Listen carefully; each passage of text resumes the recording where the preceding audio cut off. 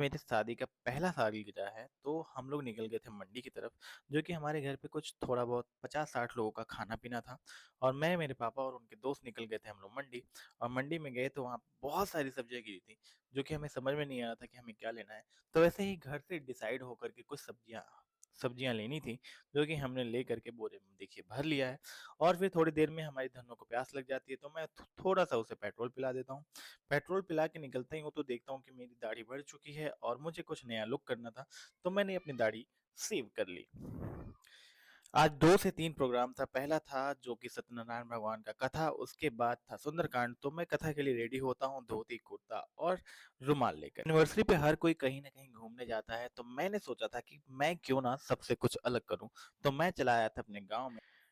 ये है मेरा फुल लुक, धोती, कुर्ता और साफे में मैं कैसा दिखता हूँ? कमेंट करके ज़रूर बताइएगा।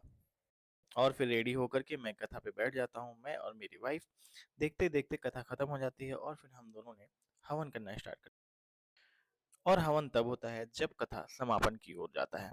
और फिर थोड़ी ही देर में हम दोनों ने आरती किया भगवान जी का नाम लेकर के, और कथा हमारा वहीं पे समाप्त हो जाता है। और ये रहा हमारा कथा के बाद एक ट्रेडिशनल लुक।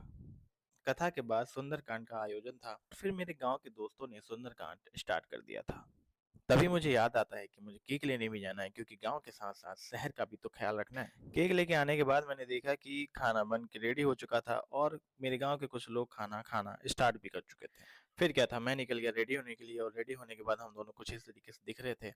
और ये रहा मेरा केक का फुल एंड फाइनल लुक, जो कि कुछ इस तरीके से है। आप देखिए कैसा है। और मैं हम दोनों ने मिलके फिर केक कटिंग करी और बहुत सारी मस्ती भी की। फिर हम दोनों ने एक-दूसरे को केक खिलाया और फिर पूरे फैमिली मेंबर के साथ मिलके फ़ोटो शूट कराई। और हम दोनों को घरवालों के तरफ से बहुत सारे गिफ्ट मिले थे, जो कि वो गिफ्ट हमने एक-एक करके सब ओपन किया। और गिफ्ट के तौर पे कृष्ण और राधा जी की प्यारी-सी फ़ोटो। और फिर हम दोनों ने मिलके सबसे मेन चीज़ लिफ़ाफ़े ओपन किए, और लिफ़ाफ़े में गेस कीजिए हमें कितने पैसे मिले होंगे, ये मैं आप लोग के ऊपर छोड़ता हूँ। फिर मिलते हैं नेक्स्ट ब्लॉग में, तब तक के लिए बाय बाय।